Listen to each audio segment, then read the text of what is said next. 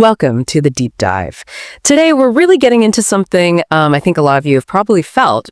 You can build these sentences in English, they're grammatically perfect, but they just don't quite sound, well, natural, right? It's that tricky bit navigating conversation smoothly. Like, how do you gently correct someone or clarify something without sounding blunt? Or even just show real surprise or contrast. It's more than just vocabulary, isn't it? It's sort of the music of the language, the pragmatics. That's where real fluency lives. That's exactly it. Yeah, we hear that all the time. Learners feel like, okay, the structure is there, but they sound maybe a bit stiff or robotic.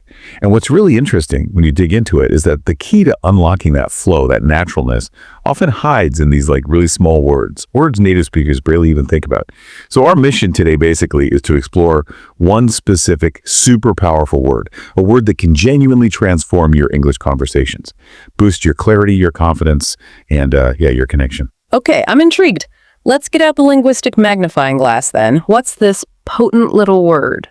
It sounds simple, you said, but acts like a kind of conversational superpower, a fluency enhancer. It really is. The word is actually. Actually? Okay, simple enough. Seems simple, right? But it's a real workhorse in English.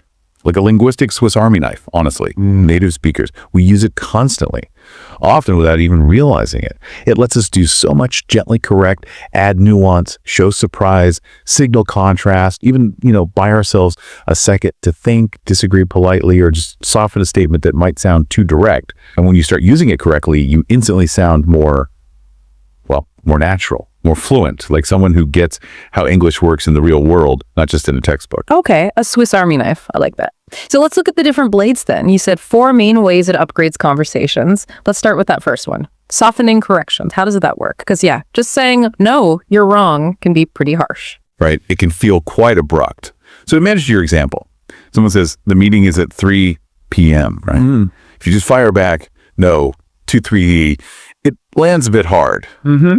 But if you slide in, actually, it starts at 2-3. See the difference? Yeah, it's much gentler, like a little heads up rather than a direct contradiction. Exactly. It signals, okay, slight correction coming, but no big deal. It's respectful. And it works just as well for polite disagreement. In a meeting, maybe, instead of that's wrong, you could say, actually, I think it might work better this way.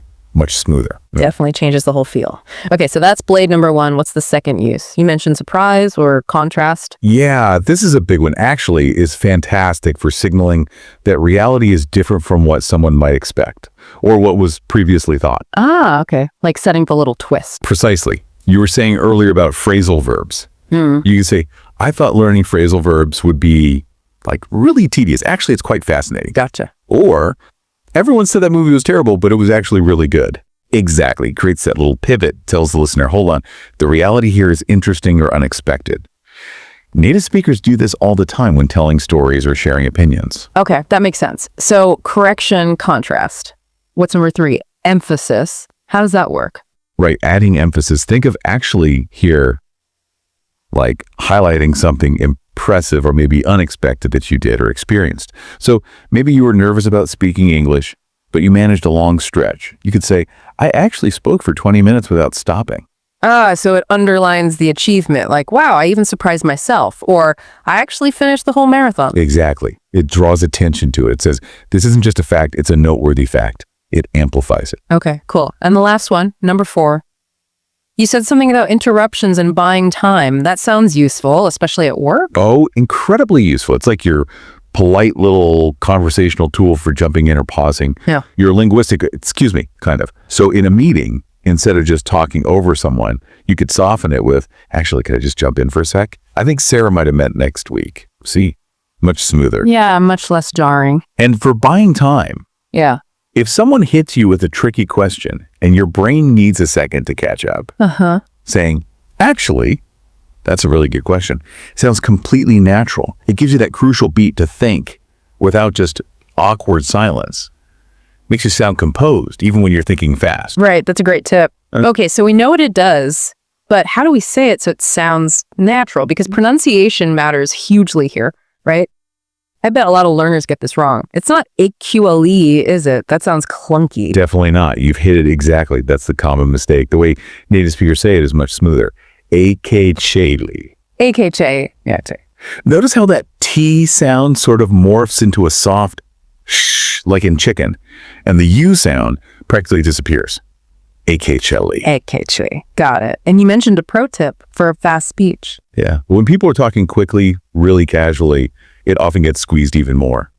To something like ACK Schlee. ACK Schlee. Wow. Okay. Yeah, just listen out for it next time you're watching a movie or listening to a podcast in English. You'll start hearing ACK Schlee everywhere. That's a great listening exercise. Okay, so pronunciation is key. What about traps? Ways learners misuse actually, because he said it's powerful, so it needs precision. Absolutely. Precision is key. And the biggest trap number one, is using it like a filler word.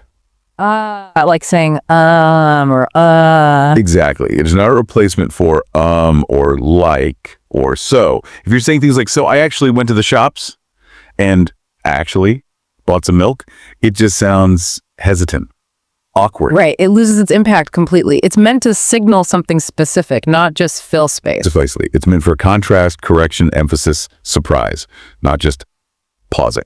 Okay, so avoid using it as filler. What's trap number 2? Overuse. Simple as that.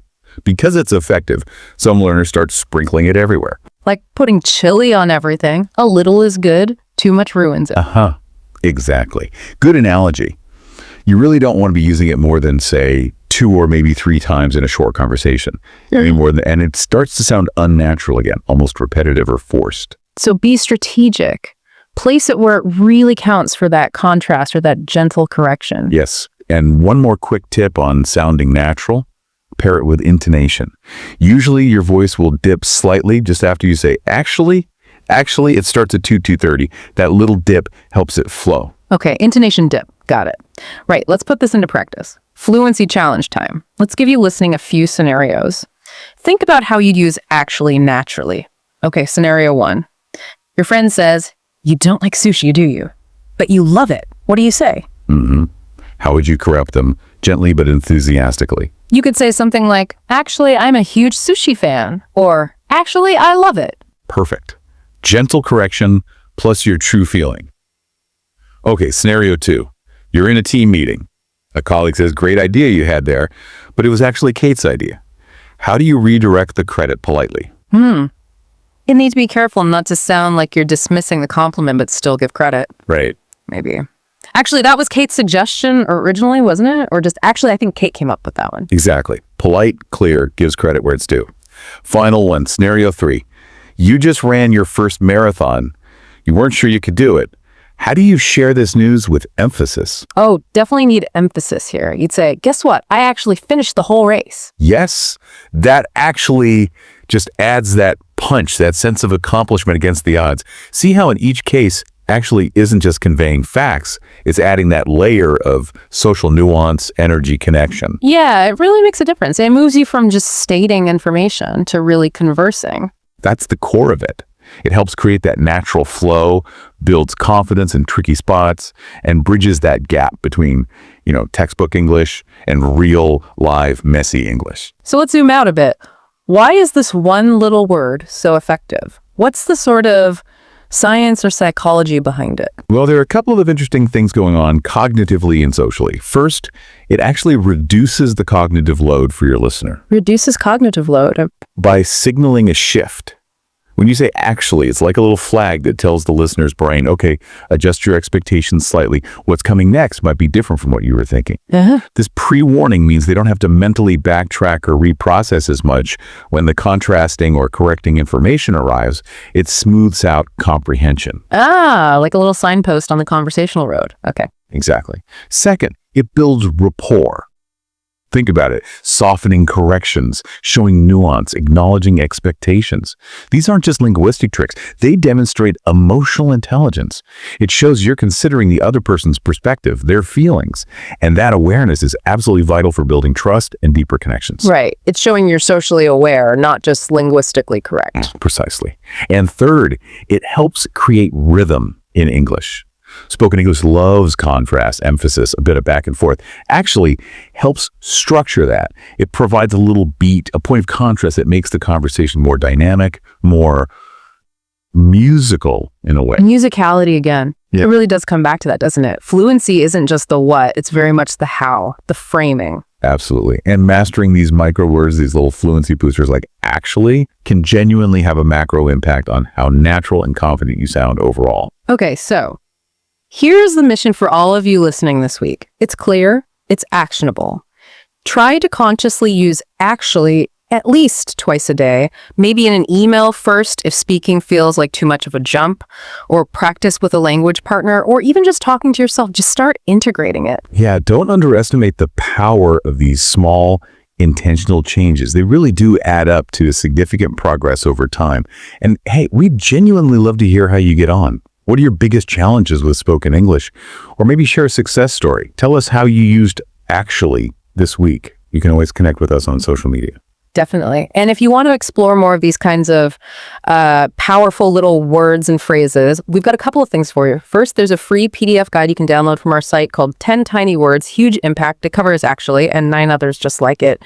We also really rate podcasts like Real Life English for catching natural slang and idioms, or maybe Adept English if you like those shorter, focused British English lessons. Lots of good stuff out there. And if you want to really dive deep into this stuff, we do have our Fluency Micro Tools course. Right. And for you, our listeners, you can grab a 20% discount on that course. Just use the code ACTUALLY20, that's ACTUALY20 at the checkout. So remember that idea. Small keys can unlock really big doors in your fluency journey. And actually, this might just be one of the easiest, most impactful upgrades you make to your spoken English this year. Couldn't agree more. Now go out there and start owning those conversations with your new linguistic superpower. Enjoyed the video? Don't forget to like, comment, and share. Subscribe for more English learning videos. See you in the next lesson.